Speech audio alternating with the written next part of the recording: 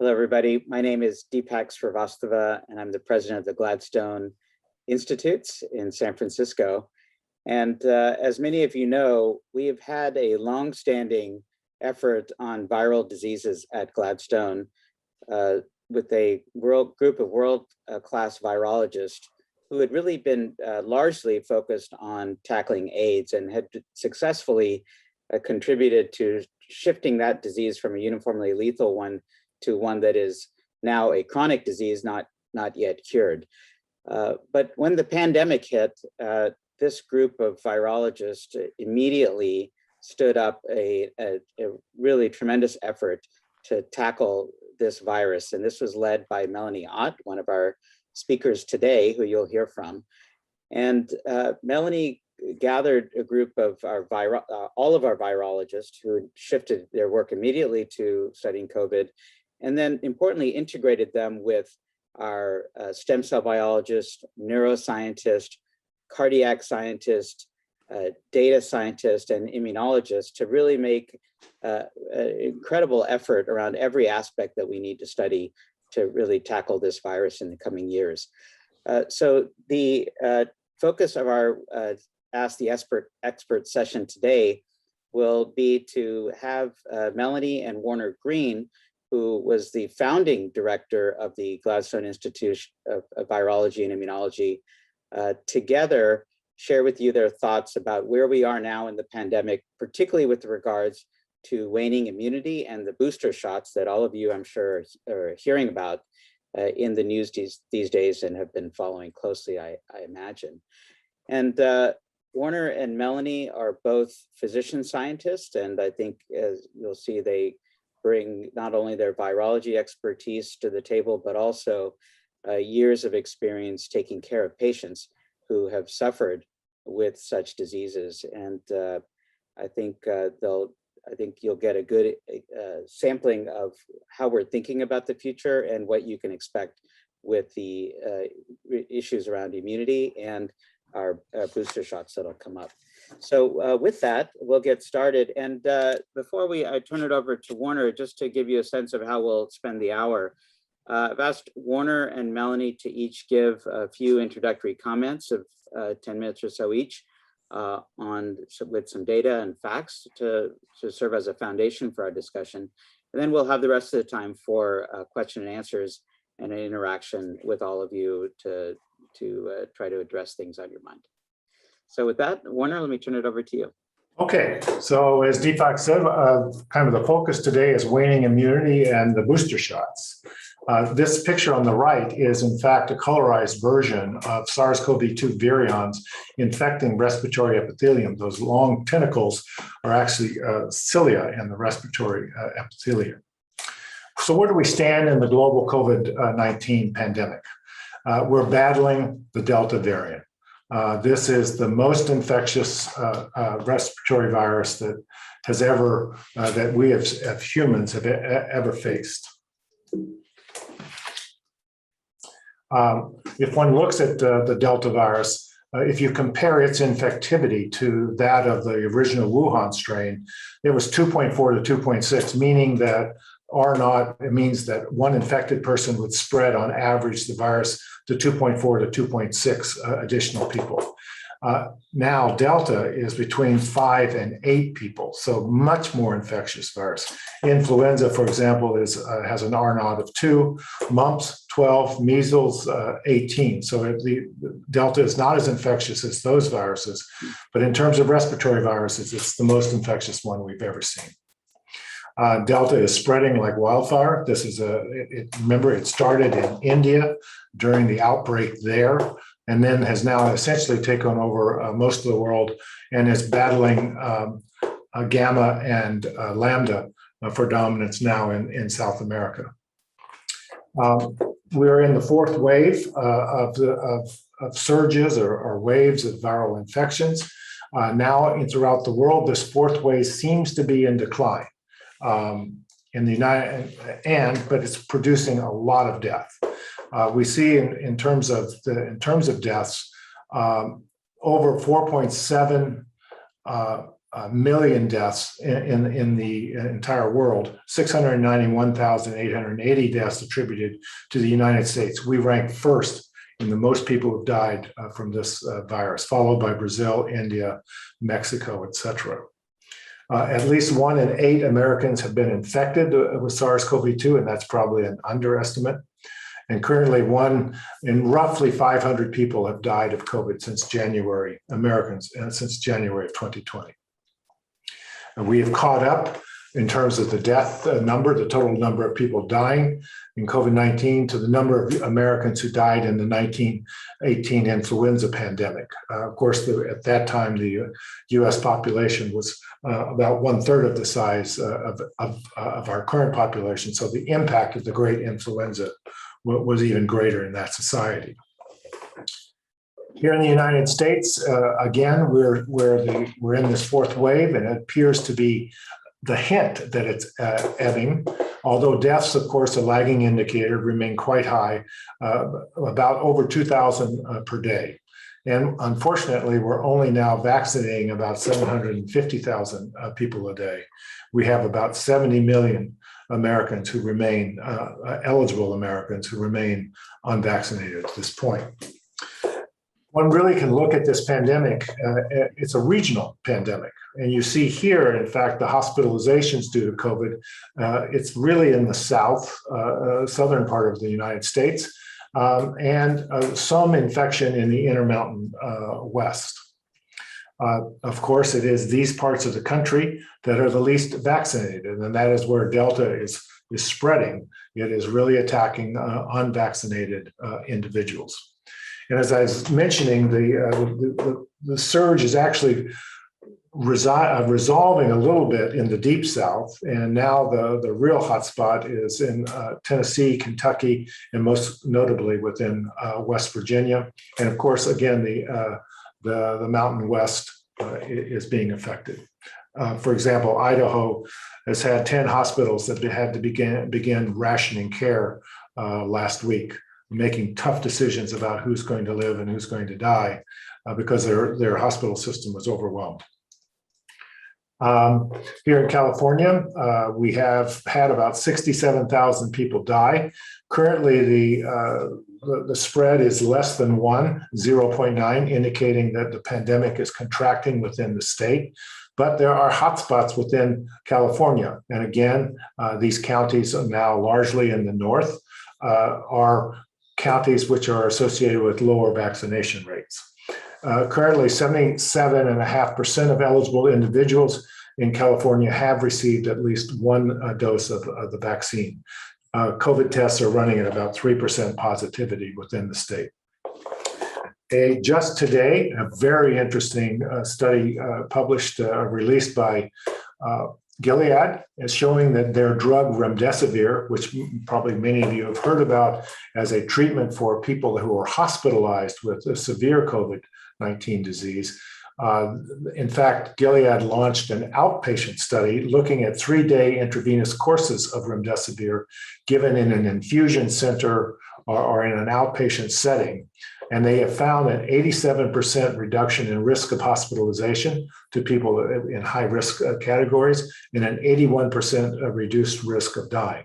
Where there has been a real shortage of medicines to give people when they are early in the course of the disease to try and head off the more serious consequences. And again, remdesivir looks like it can do that, but it has the inconvenient factor that it must be administered intravenously. So children and COVID-19. Currently, there are approximately 226,000 new infections in children in the past week. That represents about 26% of all infections. There's been an exponential increase in children's involvement, 300 times higher since rates in June. Half of these infections are occurring primarily in the South, where vaccinations are low. Of course, the children are not eligible for the vaccines, but the best way to protect children is to surround them with vaccinated adults. Pfizer has just released this week the results of their phase 2, phase 3 trial in 2,268 children between the ages of 5 and 11. They've used a lower dose, 1/3 of the standard adult dose, 10 micrograms. They've given it 3 weeks apart. The vaccine was found to be safe and to effectively generate high titer neutralizing antibodies. So Pfizer it's anticipated that they will quickly ask for emergency use authorization from the FDA. The FDA will consider that request, and their committees will review all of the data. We could see deployment of this vaccine for 5 to 11-year-olds, perhaps by as early as the end of October. It'd be great if it was sooner than that, but one must go through all the steps of validating the studies. And as I mentioned, it's really important for us the best way to keep our schools open is to make sure all our teachers are vaccinated and all the parents around the children are vaccinated.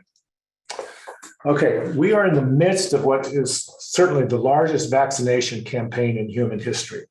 There have been more than almost 5.8 billion doses of vaccine administered across 184 countries. But there are areas of the world that remain essentially unvaccinated, and I'll show you a map of that in a moment. Sub-Saharan Africa is most notable.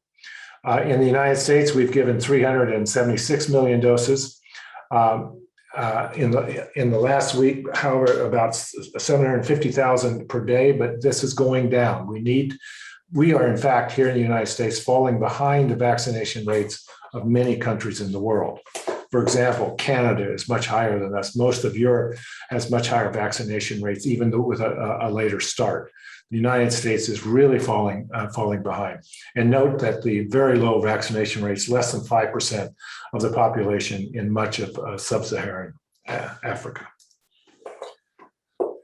To boost or not to boost? That's the question.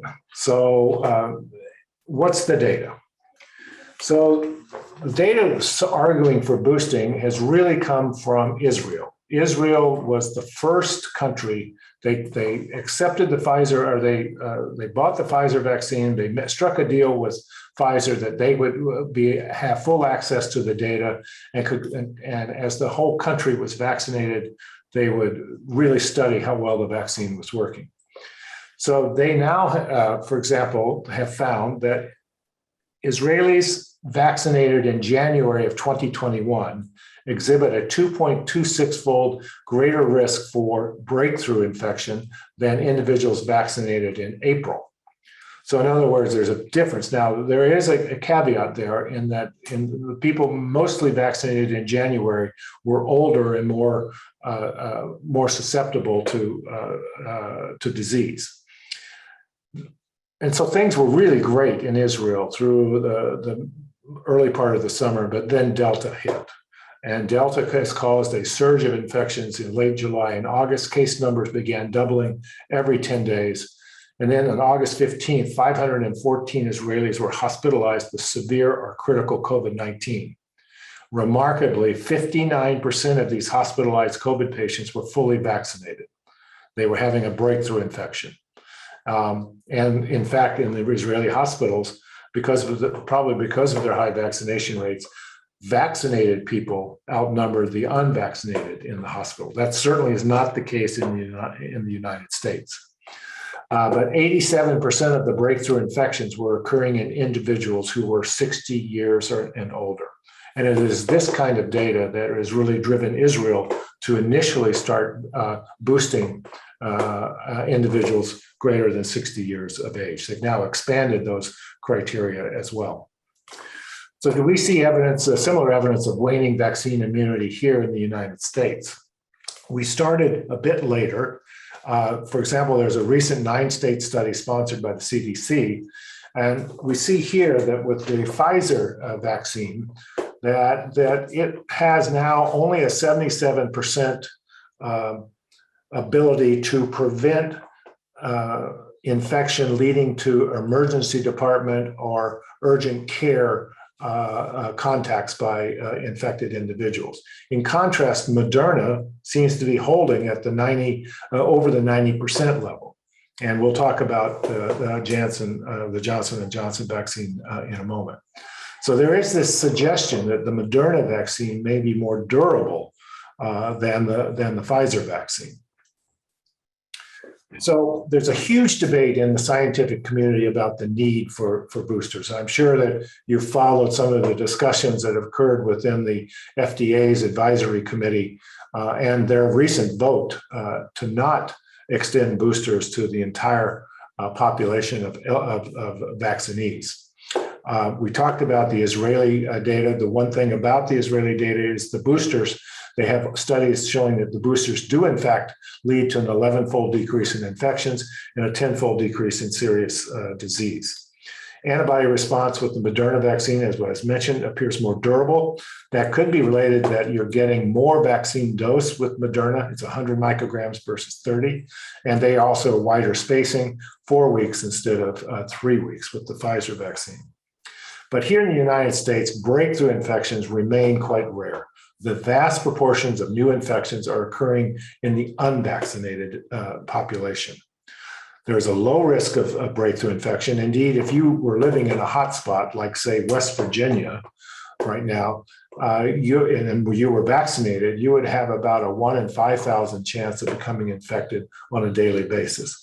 If you lived in a low viral load area like San Francisco, you would have about a 1 in 10,000 chance of becoming infected. So in many ways, the committee felt it was more important to get people their first shot than to get a third shot for those people who have been vaccinated, with exception. The committee then turned around and said, we do want to recommend boosting for individuals 65 and older and individuals at high risk.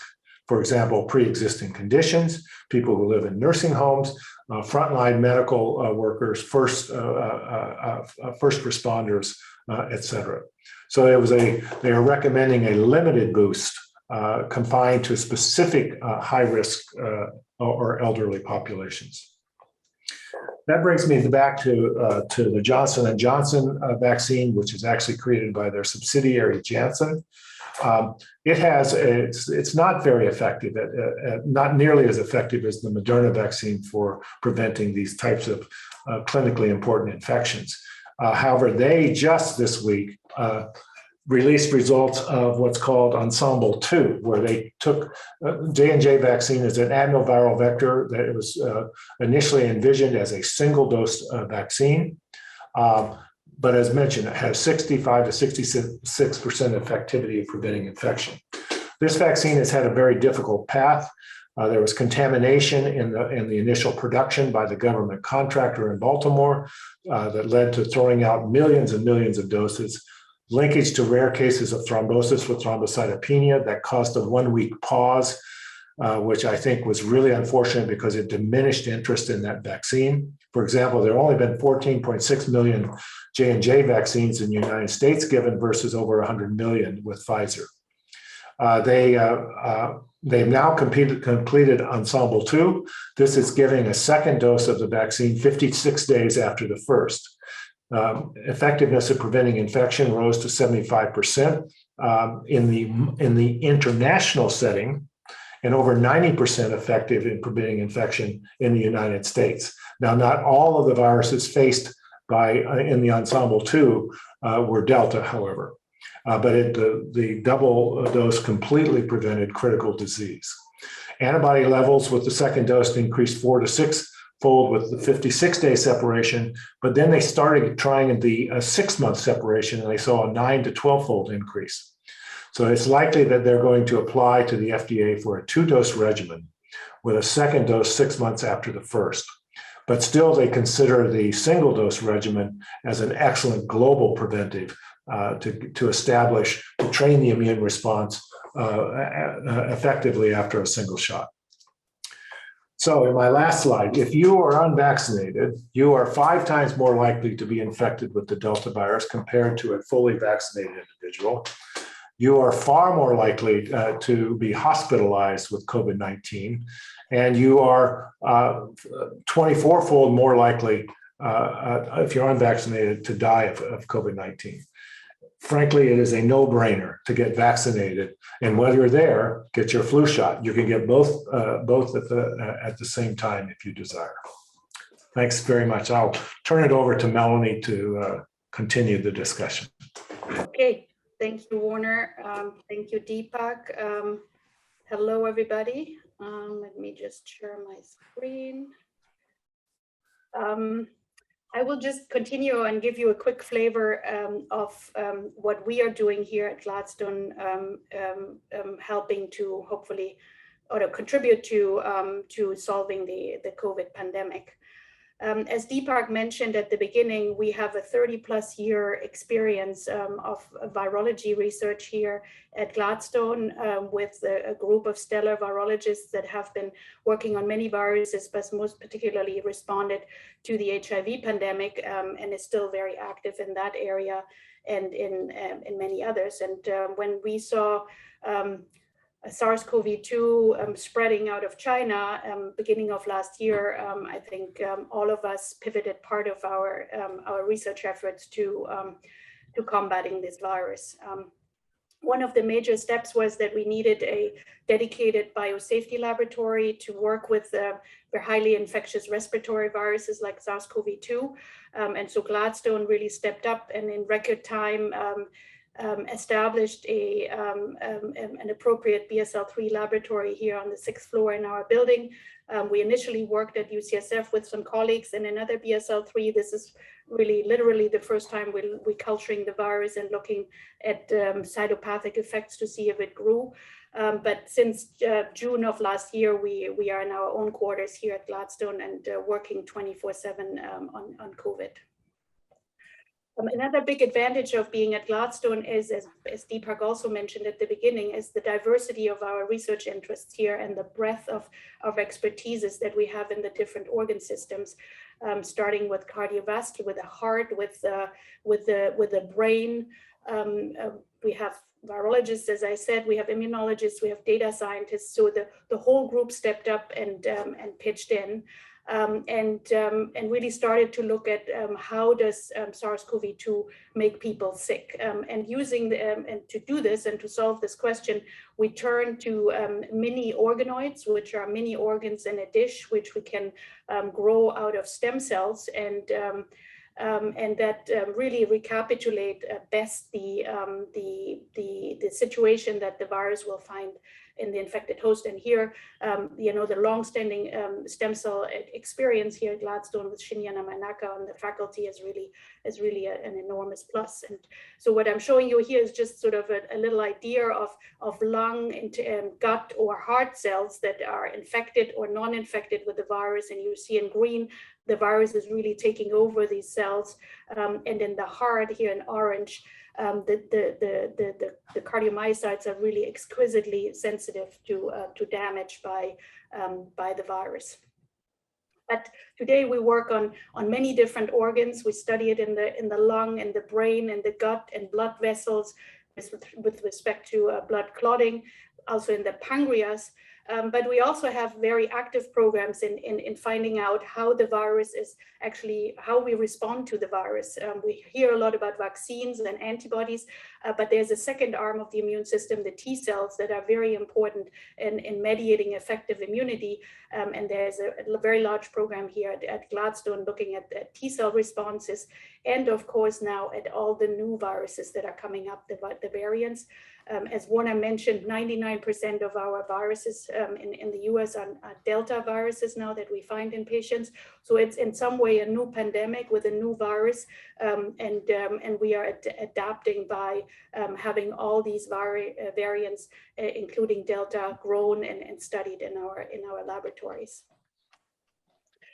Now, the vaccine is an amazing success story, not perfect yet, but really incredibly potent and incredibly rapid. But one thing that not perfect yet. So one thing that we still lacking are treatments, effective treatments for people that actually get infected with or without the vaccine. Remdesivir was a very early candidate by Gilead. It did not work very well in patients when they were in the hospital and had severe COVID, because then not much virus is left actually to treat. But the study that Warner highlighted earlier is really an incredible ray of hope in terms of having potentially a treatment that might be more potent in the early stages of infection. So treatment is something that the NIH, that the Biden administration, everybody is focusing on because it's clearly a lack. Here at Gladstone, we have a classic focus when we look at viral treatments to host factors. And this is just based on the simple fact that viruses cannot exist by themselves. They need the host, they need us to throw lifelines to them that makes them, that helps them to establish infection in the body, that helps them to replicate, and that helps them to form new variants and to spread to other cells and to other people. So these lifelines have classically been the focus of our research. And when SARS-CoV-2 hit, we took two approaches very early. One was to just look at all of the viral proteins, 29 of SARS-CoV-2, and then systematically look for all of the host factors that come in contact with that protein. And this is the map that you see here on the left, where the red ones are the viral proteins in the center, and the halos are basically all the host factors that have been identified. And this has been done in a large collaborative study with UCSF, where really many people pitched in to publish this map in record time, and based on these host factors to identify about 70 potential to be repurposed drugs that have been developed against the host factor and not against the virus. But again, when we cut down the lifeline from the host factor, we also diminish viral replication. The other approach that we took was to go from the host side. We have about 30,000 genes and that are coding proteins, host factors. And so just to knock them all down systematically and to look which ones are necessary for the virus to replicate. That was a large collaboration with the BioHub here at UCS at San Francisco, and that has led to more of these pathways and host factors that are really critical. One of them, the cholesterol metabolic pathway, and if you see on the bottom here, one cholesterol lowering drug that is still in preclinical stages, you can see that it dramatically decreases replication of SARS-CoV-2, but also replication of the common cold coronaviruses that are circulating with us regularly. So this host factor approach is really, in our mind, very, very promising because it helps prevent resistance, which you can develop when the virus is mutating, as we see with the variants every day. But it also helps us to potentially develop pan-viral treatments that are not only effective against SARS-CoV-2, but potentially also the common cold coronaviruses, or as we have done with the interaction map, also against SARS and MERS potentially, and future coronaviruses that might come up. But this is not all what we're doing here. Our researchers are participating in many developments of many treatments and also testing of different treatments. We have been at the center of helping inhalable antibodies to be developed very early, and they are still being developed as a potential support to passive vaccination to the current active vaccination strategy. We have a very large effort on using the virus itself actually as a therapeutic interfering particle to fight viral infection or potentially also effectively prevent it. There's efforts going on in designing peptides that are mimicking the viral peptides that could be effective treatments. And we are testing with companies and with academic partners new inhibitors against the viral enzymes, the protease and the polymerase, similar to remdesivir that you have heard before. And also very successfully using antibodies against certain host factors to suppress viral replication or the sequelae of the viral infection in the body. So our last molecular studies, how is the virus making us sick? treatment studies. A last big block that I want to mention is that testing is still something that is very much on our mind. We would have thought that this has been solved by now, but we are still running around trying to get our kids tested before we can send them back to school after they had symptoms, or ourselves going back to work if we had some symptoms. So testing that is frequent, fast, and everywhere is still needed and will be with us for a while. So here at Gladstone, with all the CRISPR expertise that we have here, with recruitment of Jennifer Doudna also being on the faculty here, we have been focusing on a new type of test that is, that combines the accuracy of a PCR test that everybody wants, but with the speed and the operational sort of ease of an antigen test.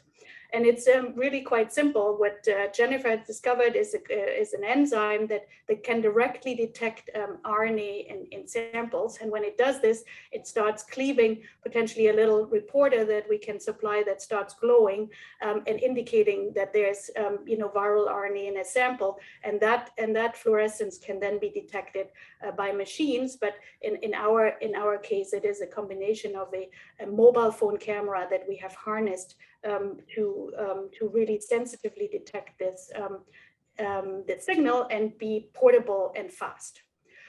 So we're working with CRISPR, direct detection, and mobile phone detection. Now, when we started out, everybody has, had their doubts that this will work, because the question was, do we have enough sensitivity for this? That the big difference between PCR and antigen tests is that the PCR test is way more sensitive than an antigen test. And when we started out, our range was about 10,000-fold above the sensitivity of the PCR test. However, in the last year and a half, by working really very focused on making this a robust and very sensitive test with various partners, we have now pushed down the sensitivity to 10 copies per microliter, which is in the range of a PCR test, which is between 1 and 10 copies per microliter. And we can detect this easily, as you can see here in the graph. After 60 minutes, everything above the green line is positive. We can also comfortably detect this after 30 minutes. And if you look very carefully, I think we can push this down to 10 minutes of wait time here. And so we're very excited about the potential of this assay, because it really opens the opportunity that we could have a test always in our pocket with our cell phone, which we have shown is incredibly sensitive in the camera to detect these signals, but it's also portable, trackable with a GPS, existing and widely available, so we don't have to, in a pandemic, start building. Now, the most important part is that this assay, as our approaches to treatments are not only fixed on SARS-CoV-2. I think our scientists here, our virologists and all our scientists are really working with an eye towards the next pandemic and what is needed here. All these approaches that I've shown you are easily transferable to a new pathogen, but also, as I showed you with our pan-viral approach, something that we're trying to do proactively in order to have to be better prepared should a next pandemic hit. So with this, I'm going to end. Thank you for your attention, and I think we will start the question and answer now. Thank you, Melanie. Yes, anybody who wants to put any questions in, please do so in the Q&A button at the bottom of your screen. We've got a number of questions already, so I will maybe start with one that actually encompasses several questions. And that is, and it's a real case example. I am 71. I was vaccinated with Moderna in February or March. Should I get a booster? Number one. Should I get Moderna booster rather than Pfizer? Is there a problem with mixing brands? So actually, that question encompasses a number of questions that are in the Q&A. So let's start there. Well, in fact, it will. The FDA committee is unlikely to, at this point in time, and in fact, they did not recommend boosting with Moderna. and because Moderna seems to be continuing to provide protection. I suspect that that will change. I can't imagine that Moderna is not going to need boosting at some point in time. In terms of when it's time to get boosted, will you get the same vaccine, or can you switch over? If you were a Pfizer recipient, can you switch over to the more durable Moderna? Here in the United States, the plan is to stay with the same vaccine that you received. Some countries are allowing switching around, but the US is almost certainly going to keep you on the same vaccine that you were on before. Thanks, Warner. Melanie, we've got a question here about Warner alluded to this, but a few people have still asked. The CDC is recommending the flu shot with the COVID vaccine, but is that really safe? A number of folks are asking, and would you recommend that? I trust the CDC and its recommendation. If it comes out with it, I think there's no reason why it should not be. But if you have any questions, there's no problem to spread it and to go twice. If this is too much for you, or you think you don't want to potentially have side effects from both, I think there's no reason why you cannot have 2 weeks in between. I got my flu shot this morning. I was with a great joy seeing the long line of people waiting there, and I think the message is really out that we do not want to have an influenza and a COVID pandemic at the same time. Great. Thanks, Melanie. And I think Moderna is even testing a combined COVID and flu vaccine in a single shot, even. Just give you a sense of that. Here's a question about people who are immunosuppressed. So if somebody is on an immunosuppressive medicine, like Rituxan, and there's so many others, is the vaccine as effective, or are circulating B cells essential for the positive effect? What's your thought? Well, the vaccine, right now, boosting is approved for immunocompromised individuals. It's clear that the two-shot routine often does not lead to the titers of neutralizing antibodies that are really needed to defend effectively against SARS-CoV-2. And that's why they are recommended for a third shot now. They're the group that is approved now. And it may be that they'll need a fourth shot. It's just, we've got to get, just trying to encourage a suppressed immune response. It may take, we don't know, it's kind of uncharted territory. We don't know how many shots it's going to take, but we need to keep trying to get that immunity up. And here's a question about waning immunity, or actually development of immunity. Do you think that people whose second Pfizer dose was delayed, say 5 weeks instead of 3, so they just for whatever reason waited longer, have better coverage or immunity than those who received it at the right time at 3 weeks? There's certainly great discussions around spreading the shots, and it might well be that by waiting longer between the first and the second, we actually get a better response. So all this is not fully set in stone currently. I think the recent J&J trial that really gave the second shot after months after the first shot, and saw very good antiviral activity or protective activity, really speaks to the point that spreading out the shots are going to potentially be beneficial. And changing here, I would say I don't think that a big difference will exist between 3 weeks and 5 weeks. And that the real question is, will these booster shots that are now quite removed in time, almost by 6 to 12 months from the original, will they confer a durability, a much greater durability? Are we going to be able to get by for 5 years without being boosted again? Or are we in for an annual type of COVID vaccine? Hopefully we're not in for something we have to take every 4 months. Dr. Fauci is still on record saying that he hopes that the third booster might be the last one. And I think he has good reason, we all have good reason to believe that there might be a durable benefit to it, looking at other immunization strategies. Yeah, and one way for everybody to think about this and why we as a scientific community think that might be the case, if you think about any of you who've had babies, you know they get a series of immunizations at 2 months of age, 4 months, and 6 months. That's 3 doses that is scheduled out every 2 months. And then they're protected from any of those for decades. And so it's not an uncommon thing in the vaccine world to be getting these repeated doses, and in fact 3. Obviously, we wanted to get out as many doses as possible, as quickly as possible. And so we started where we did. But I think people have always known that it could be that to get lasting immunity, it would take this sort of regimen that we're talking about now. And I'll say before I go to the next question, this is just an example of how I think the whole world in this case is seeing now what we in science and medicine always see, which is that in real time, it's a little messy because you don't have all the answers. There are a lot of questions, and as data comes in, your thought process shifts and you get answers.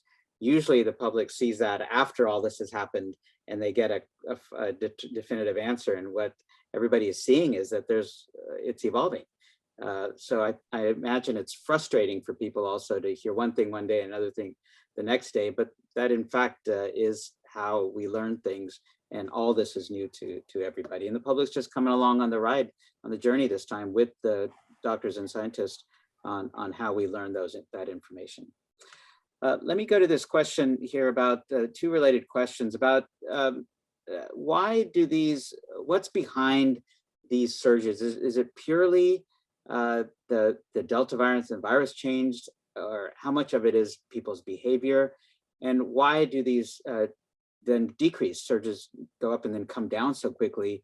And one questioner wrote in that it seems like the vaccination rate hasn't increased that much, so it's unlikely, particularly in the Bay Area, that the downside is just because the virus has run out of hosts. But what do you guys think? I mean, it's a really important question and really interesting, and I think there's not one single answer to it. I maybe start and then have Warner chime in. I think it's really a combination of different aspects, or that's what has been discussed. There's definitely potential season dependence here. Questions whether air droplets fly better in the summer or in the winter. Whether you are more indoors or outdoors, if there's more, with the cold on the East Coast. That's definitely one aspect. Variants are very important because the variants are rising. I would say waxing and waning immunity after infection or vaccination is really an important aspect, because that is what gives rise to variants that can grow better in this battleground. And I would say Delta is a very good example how it became more transmissible and took over and fueled a second wave based on declining immune responses in the population. And I would say people's behavior is also a very important one and not to be underestimated. Usually when we are in a surge, we have harder mitigation strategies. People adhere to it better, and we also have had shutdowns, that really sort of helped fuel these waves. And then when we reopened and when people became more lax, I think then viruses and then the numbers go back up. There's still a lot of questions why Delta has this sharp drop, and whether that's really immune driven or otherwise driven. But I think there's a lot of factors in the game, and it's not fully clear if one single one is driving the behavior. Yeah, thanks, Melanie. Going back to the boosters, we talked a bit about that Pfizer is the only one that can be administered right now, but let's assume for a moment others are soon. What is the thought about mixing and matching? Some countries are doing that, and I'm sure the PR presses at Moderna are churning at the point that their vaccine appears more durable than Pfizer, and might become the preferred RNA vaccine given that durability. So both, I don't think there's any problem with mixing and matching, but the United States has made kind of a strategic decision to continue. If you're a Pfizer vaccinee, you'll be boosted with Pfizer, and Moderna the same. I anticipate that Moderna boosting will lag some number of weeks or months behind Pfizer, but I think the RNA vaccines are not that fundamentally different. I think we're going to need to boost with in the high risk groups with Moderna as well. And specifically for those who've gotten the J&J vaccine, what are your thoughts? Well, I think the Ensemble 2 trial now says, and J&J will apply for, I'm sure, for emergency use authorization for a second dose of their J&J vaccine. Now, here in San Francisco, they've already allowed people to get an RNA vaccine chaser to the first J&J. And I've certainly advised people that have asked me that question that if it was me, I would have gotten the RNA vaccine booster as well with the J&J. Yeah, I think that's the question people have faced. If J&J gets approved, do they get a second J&J or? Oh, if the J&J gets approved, I'd probably, it's a really good question. I don't think I'd have to look at all the Ensemble data right now. It's just it's really just kind of, I believe, a press release. So have to weigh everything. Thanks. So how about nursing mothers? So we know that some antibodies can be transferred through breast milk, and my understanding is that that's the case here for the COVID antibodies.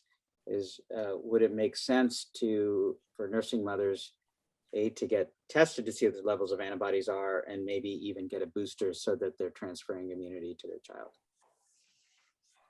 Yeah, definitely. I saw this in the question and answers. I think it's a very good suggestion. I don't know if it's being considered currently. I'm sure it's on the table, and we'll see how it will be dealt with. But I would say, for now, I think it's very important as a young mother to be vaccinated and to have 2 shots. We will see if we will get 3 shots in the future. That would definitely be better. But I would say also, we know that the waning immunity after vaccination is really occurring more dramatically in higher age ranges, and that's why we're boosting there. So I think as a young nursing mother, you probably have a very good immune system to protect your child currently. So there's no need to panic currently. Thanks. And speaking of waning immunity, as we talked earlier, Warner, you mentioned the data from Israel and their breakthrough infections. The question is, do you expect to see that the US might see something very similar, and we're just delayed because we started getting it later, and then ultimately we're going to be in the same position where half the people in the hospital will be vaccinated? My instinct says yes, that we are it's just a temporal shift, and that I don't think that there's anything special about Israel. They exclusively use the Pfizer vaccine, and clearly they got into the big problem when Delta hit, and it hit at a time when the Pfizer vaccine was losing some of its effectiveness. So I think the same, and I think we're seeing the leading edge of that in terms of the decline in Pfizer vaccine ability to prevent infections at the emergency department and the urgent care visits, the CDC study that I showed you. So yeah, I think, I think looking at all of those data is why the White House COVID team wanted to move aggressively toward boosting almost everybody. That's what Israel is doing now. But I think the FDA committee was really looked hard at the data and said it's just not needed yet. But I certainly things could change, and I think Tony Fauci is also indicating that he anticipates that we will be boosting probably everybody at some point in time. Yes, it seems to be almost a matter of timing. This will likely happen. And you just want to, I think people have to be looking at it carefully to make sure we're not too late in doing it and suffer a lot of death while we're then catching up. Yeah. People's immunity. I think that's the real balance, is not doing it too early, but also not doing it too late. I have always been a little amused about the debate in the last few months where we were hailing Israel as our trailblazer of vaccine data at the beginning. Once we saw that there were breakthrough infections and that it might not be as perfect as we thought, we sort of started to doubt whether Israel is our model. But I would say we should stick with Israel as our model. They are ahead of ourselves, and in terms of data and timing of the vaccination. And there's nothing special about about Israel that's not going to happen in the US, I think, in a matter of time. Yeah, it's a good question about that. I know a lot of people think about is that if you've already been infected with COVID, you have the disease, then A, is it still important to get vaccinated? And B, if you do, where do you stand compared to others that didn't have the infection? Oh, Doing well. Super immunity. Hybrid, it's called hybrid immunity. And so that's the best of all immunity, is to actually been infected and then get an RNA vaccine. Things are sky high. And so, yes, there's a clear recommendation to get vaccinated after you've recovered. And Melanie, if you've been vaccinated and if you already had COVID rather, and didn't get the vaccine compared to getting the vaccine, how does that change your risk? If you're not vaccinated but had an infection? So you had COVID and you chose not to get a vaccine, versus you had COVID and got the vaccine. How much more protection does that add? Oh, I mean, if you had COVID and got vaccinated, you are much better protected and much more durable protected. So I would very highly recommend to get at least one shot of a two-shot regimen, because it is a much more stronger and durable response that you induce with this. But the infection confers to you a broader immune response. While we're vaccinating against spike, I think what you have in addition then is also immune responses against other viral components, and I think that gives a bigger breadth and a better protection. Yeah, thanks, Melanie. Just to clarify, there's a question: are we recommending that those who received Moderna in January or February to not receive a booster until Moderna booster is approved? Or if Pfizer is approved and they're in a high-risk category, should they go ahead and get Pfizer? Well, I think that the data right now suggests that boosting, if you got the Moderna vaccine, you're still good. You're still fine. It's the Pfizer vaccine that seems to be waning more quickly. And so I don't think that, at this point in time, I think there'll be Pfizer boosters for Pfizer vaccinees. But probably sit tight in terms of Moderna, but I predict it'll be a couple of months down the line, or some period of time down the line, that that boosting will take place as well.